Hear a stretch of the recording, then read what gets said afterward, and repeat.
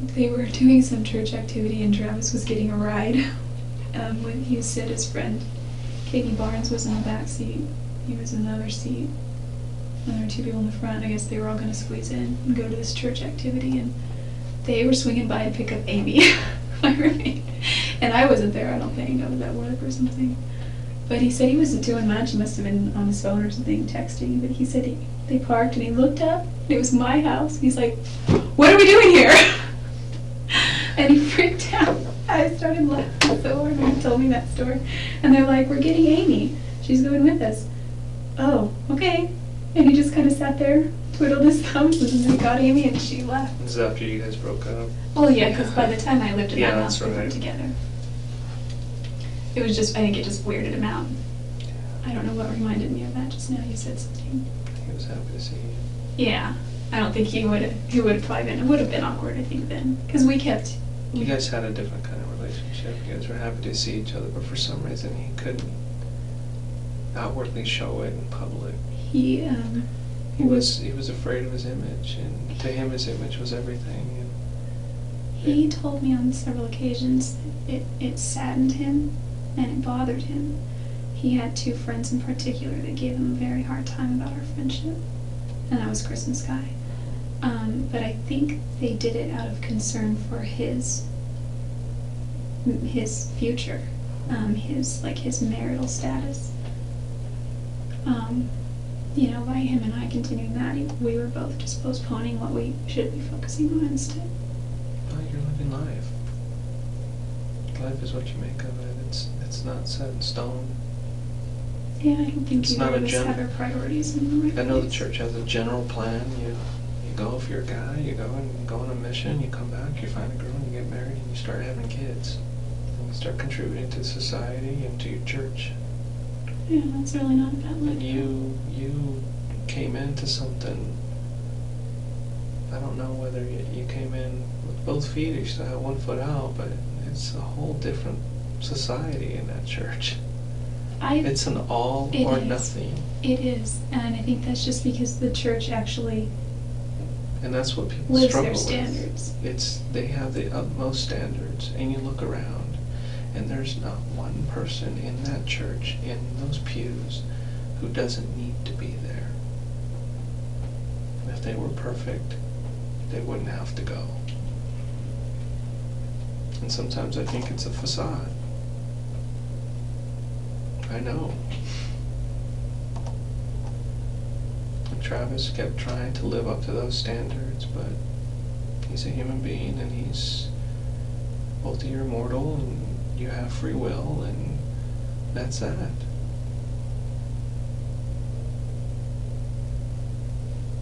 Sometimes I think maybe he put too much pressure on himself to be perfect, or to at least portray himself to be perfect.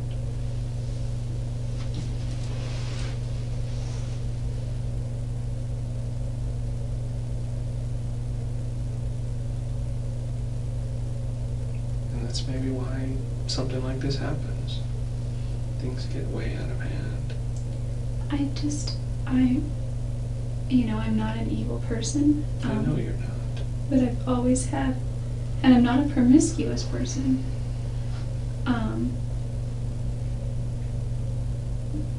Something attracted you guys to each other. Yeah, and I think there was also, I knew him well. I knew him through and through. I loved him and I cared about him. And I knew we weren't going to get married, so How did you know you weren't going to get married? Couple of reasons. It's like oil and water. You guys just don't mix. We mixed really well for a time, but I think when I discovered his ways last year, it was so hard, but... What ways are those? He didn't seem like husband material, but it didn't mean that he wouldn't be in the future. It just meant that, something that Chris and Sky said to me back in January of 2007 really stuck, and they said, "Do you want to be like Deanna and wait 6 years?" Yeah. They made jokes saying, if you wait 6 years, you can get free breast implants, because he bought her breast implants at one point. And they're like, and then he'll really do it, Just all these things, and I was like, what? Why would they say these? Anyway, that one part stuck, though, and And I felt that, women have, not all women, not Mimi and not certain other women, but most women just fall all over themselves for Travis because he's nice and he seems like the whole package. I think Mimi kind of saw through everything. There's some people out there that can see through stuff. I was, I kind of did too. Like, I had never been pursued by a person like that. Mm-hmm. But at the same time, I'd like to say, like, Mimi saw through this, but I saw beneath that and through that. Like he wrote that thing on his blog, The Gold from Within. And I really did see, like, inside, he was an amazing person. He was a good person. He was a generous person. He gave so much, and Well, maybe you chose to actually look past that first level. Somebody like Mimi looks past that first level and sees that's something I don't like already, and I'm not going to look any further. You, on the other hand, she spends a lot of time at the temple, so I think that I've never been endowed. I've never been through the temple, but from what I understand, I think that it's such a sacred place, and meditating there and being there will help to give you further insight about where just you as a person are supposed to make a move on a certain decision in your life. So maybe that just wasn't for her. That's true. I also was thinking, after the fact, I didn't get every chance to discuss this with him. I didn't know she was going to Cancun, but and I didn't know she didn't. She flat out told me no, but I thought. So that's completely out of the theory that you went there to convince him to not go. No, not at all. Not at all. Okay, because that's the first theory that was thrown out there. Was she was jealous. She knew that he was going to Cancun with this other girl, and it was just jealousy. I never. It's the simplest. I asked thing. him at one point after I moved.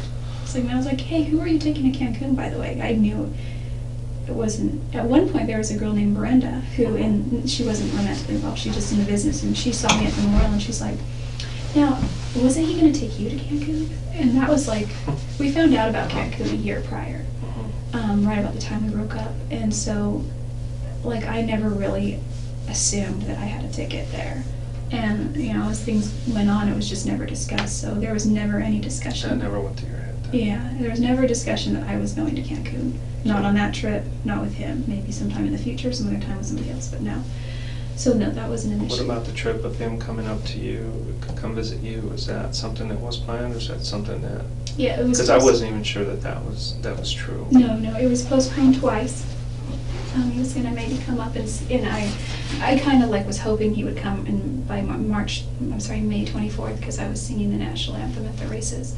And I thought, it's part of one of my goals for this year, was one of my fears to overcome was being in front of a large crowd or public speaking. You have anxiety with crowds? Yeah, there were 3 fears. One was handguns, which is one of the reasons I got a gun. There was a CHP here in town that said he would take me out and go target practicing. And I went to the sporting goods store several times to see what he had, and they were all in the $500 or $600 range for the kind that I wanted. So they were too expensive, but then there was this one, it was cheap, it was like $100 and something, and I said, all right, let's do it. So I put my money down and got my little 10-day background check and all that, and then I got it and I was happy, And the third one was skydiving, so I was going to do that sometime this year. But he wasn't able to make it up for he was scared to tell me that too. He's like, I know you get really upset. Was he scared? Not scared, I'm hesitant. He didn't want you to be upset. He didn't want to hurt my feelings. He told me that. He was on the phone in early May because I had known about that I was going to sing 8 weeks prior, about 8 weeks prior. Yeah, because I had approached the guy at the state down by the Purple Plum, which is this one of the middle exits there. He works at the gas station area. I ate there this morning. Oh, really? It's pretty good food. You used to work there, didn't you? Yeah. They're good people. They It's took weird, me 'cause up I the went to go street. eat there, and I couldn't get it out of my mind. Jodi used to work here. Constantly thinking about you. Because of this.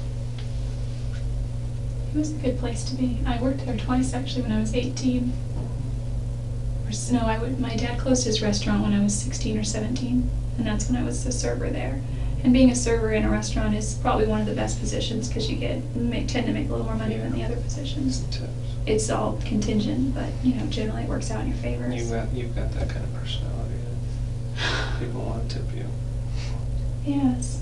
So Yeah. when he didn't come up, was there an issue with that? Did you guys talk about that? Well, he said he put it so delicately that I couldn't be mad. I was sad, but wasn't mad or anything. And he said, he's like, I'm just not sure. He said, there's a lot of stress going on. There's a lot of things right now, you know, with this, and just I have stuff going on. And he's like, I've been hesitating to tell you, but it looks like I might not be able to make it up there to watch you sing. And I've been scared to tell you that. And I was like, oh, you know, he says it, and he taught me this technique. He says it in a way to disarm you first, to where you're just like, well, oh, no, you know, reverse psychology sort of.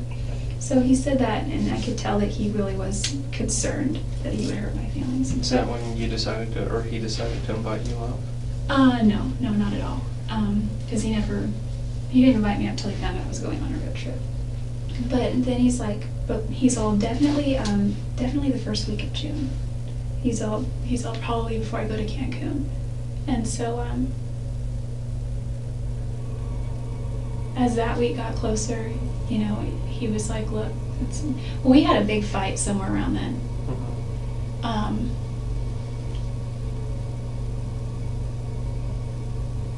I don't remember the exact timeline, but it was in late May. And is that when this email was sent out that you sent him, or was a large email about your relationship? Just how I think that, yeah, because I just could tell. Because I edited and I did all the editing and the grammar and spelling. He's not the greatest speller. On his first chapter of his book. And he wanted to post it on his blog. And I noticed when he posted the introduction that he's like, special thanks to Katie Barnes. And I have no jealousy toward her. She's just a great girl, and you know, there's nothing there to worry about. In fact, when I was worried about Lisa Andrews and Elena Gomez, her best friend, they were all spending a lot of time together, and so I wasn't sure that she would post flirtatious things on his MySpace. And he's like, don't worry about that. And you know, he said at one point, he's like, if you have anything to worry about, it's Katie Barnes. And so I was like, you were so spinning it to throw my focus off something, and I don't think there was ever any concern with that. I know that he liked her, but nothing more as a friend. And he said she's a little freaky and emotional and unstable sometimes, but I think she's just young. She's a nice girl. And so he said that, and I said, hey, make sure you posted a special thanks to Jodi Arias for editing. And he's like, you know, I can't do that. And I was like, why not? And he's like, Jodi, we've discussed this. And what he meant was I made a few comments, because he was like, leave me comments on my blog and rate me 5 stars, you know, and that kind of thing, because also it looks like people are going there. So I left a few comments, and he saw people who already said things, and he was referring to Sky Hughes, who was like, hey, I noticed a certain someone's been commenting on your blog, and I think it's because he had given her and I told him to say this too. Okay, I'll be real quick, because I know this is all I'm just giving you background. We sat next to each other at the last convention, in a pre-legal convention in Oklahoma City, and it's because we buy our tickets way in advance. So we bought our tickets last year, and you know, because he qualifies for executive director every month, which is one of the top levels in the company, he gets to sit on the floor close to the front as opposed to the stadium seats. So you know, I had a ticket because he bought a ticket for me at the time. So it wasn't a big deal, but we were just sitting next to each other. But she made a comment, you know, he has to explain, listen, you know, we got our tickets a year ago, there's no way she's gonna give up her seat for stadium seats. So he sent that ticket, he sent that text either to her friend Holly, or relayed to her or someone. Anyway, I realized that she was giving him a hard time, so I said, listen, tell her next time she says anything that Jodi's dating other people and that she's moving to California soon, because it was already in the plans to move to California. I don't understand why he couldn't just tell them that you guys were still friends. What issue is it? I wondered that too, and he said it's because him and Sky had a lot of arguments, but it wasn't because they disliked each other. It's because they both have sort of fiery personalities. Yeah. She has a strict set of standards, and he's just like opinionated. So together that's kaboom. And but they nonetheless, they were really best of friends, especially him and her husband Chris. And a lot of their fights were about me, from what I gathered. I don't know a lot of that. Is that what that email was about? Is the whole Yeah, situation? so we had that conversation, and I walked to work, because I was, you know, Purple Plum in my grandmother's house. It's being in Mesa, going to that, it's ridiculous to drive when it's less than 10 minutes to walk. And gas prices here are almost $5.